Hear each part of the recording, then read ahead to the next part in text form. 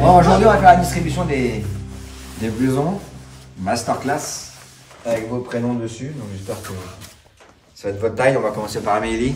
Essaye ça. Oui. Je vais enlever ton Merci. petit blouson en dessous. Julien Barsin. Julien. Oh, Julie.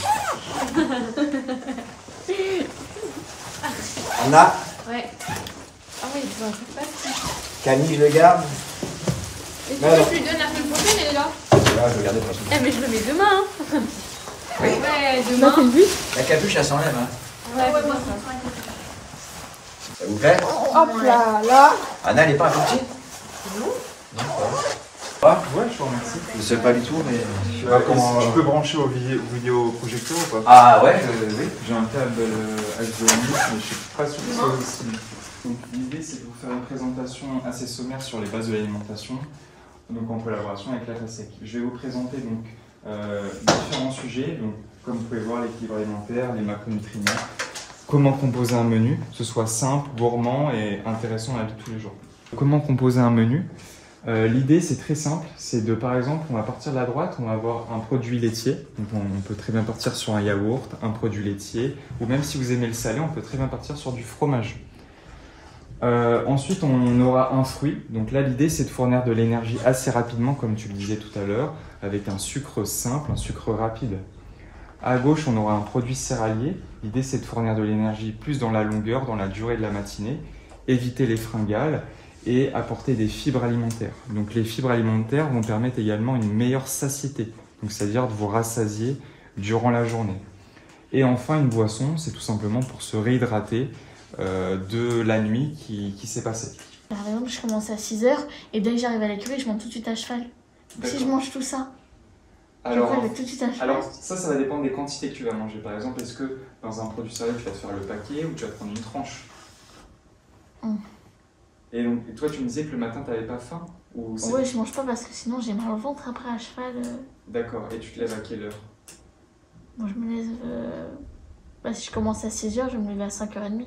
D'accord. À peine. Ah d'accord, donc tu te lèves et après tu... Oh, ouais, tout de suite. Ah Ok. ouais, tout de suite. Ok. Je m'habille et j'y vais, quoi. D'accord. Est-ce que tu pourrais te lever un peu plus tôt justement pour prendre un apport alimentaire, Oui. ne serait-ce qu'un fruit ou une compote, ça se digère très vite et ça te permet au moins d'avoir des apports en nutriments, d'avoir des sucres rapides. Ok, donc ça pourrait être une alternative. Est-ce que tu t'hydrates également avant de monter à cheval ou pas? Non, pas du temps. D'accord. Les recommandations de l'Organisation mondiale de la santé, c'est 1,5 litre par jour. Est-ce que déjà vous y êtes? 1,5 litre? Non. Non, pas du tout? Pas du tout. Ok, toi non plus? Je sais pas, non. D'accord. Les courbatures également, de toute manière, elles adviennent lorsqu'en fait vous avez vos fibres musculaires, d'accord? Lorsque vous faites un effort physique, vous allez abîmer ces fibres musculaires pour qu'après elles se reconstruisent par votre alimentation. Tu pèses donc 54 kg et tu as besoin entre 1,2 et 1,4 g de protéines par poids de corps par jour. C'est-à-dire que par exemple, tu fais 54 fois 1,2 et tu as besoin de 65 g de protéines. Ok? Mais si on vise la fourchette haute de ces apports alimentaires en protéines, eh bien on va faire 1,4 fois 54. Et du coup, dans la fourchette haute, ce sera 75 g de protéines.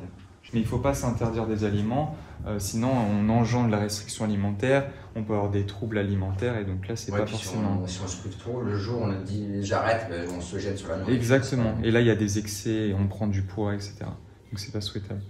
Je voulais savoir, est-ce que vous avez pris rendez-vous pour le bilan médical? Non, il faut qu'on y aille après. Bon, elle va à la visite. Allez, bonjour. Allez-y, venez par ici. Mademoiselle, nous allons examiner votre acuité visuelle de loin. Alors, vous cachez un œil. Allez-y, lisez tout en haut ici. M, R, T, V, F, U, E, L. Parfait, 10 sur 10. Maintenant, nous allons explorer votre vision stéréoscopique. C'est la vision dans les 3 dimensions. Vous regardez cette planche et dans un des carrés, il y a un petit rond. Il est dans lequel? Voilà, celui-là, ici, d'accord? Donc, toujours si vous cachez un œil, vous êtes dans le plan XY. Il faut les 2 yeux pour avoir une vision binoculaire et se retrouver avec la vision stéréoscopique dans les 3 dimensions. Il faut qu'il y ait de la fusion des 2 images au niveau occipital pour avoir une vision stéréoscopique. Et c'est essentiel pour un jockey. Vous avez eu froid ce matin? Ouais, un petit peu. Moi aussi, j'étais bien habillée ce matin. Comme ça? Oh, chez les jeunes, les tensions sont basses, donc il n'y a pas de souci. Il faut être en dessous de 140, la maximale, la systolique, et 90, la diastolique, pour voir si tout est correct. Donc là, vous voyez, voilà, donc il y a 119, 72, 77 de pulsation. 77, elle est un petit peu stressée. Il faut bien sûr les surveiller au niveau de leur alimentation, voir qu'ils s'alimentent bien et qu'ils ne fassent pas de restrictions alimentaires alors qu'ils sont en pleine croissance. Il y a un examen médical complet pour leur première demande de licence. Ici à la FASEC, non seulement il y a le médecin, mais il y a surtout les animateurs. Et comme ils ne sont pas dans leur famille, ils se retrouvent dans une ambiance familiale et chaleureuse. Et c'est très important. Et sur le plan psychologique, s'ils ont un problème, ils savent qu'ils peuvent toujours compter sur le médecin et les animateurs et même leurs enseignants. Donc je pense qu'on fait le maximum pour eux.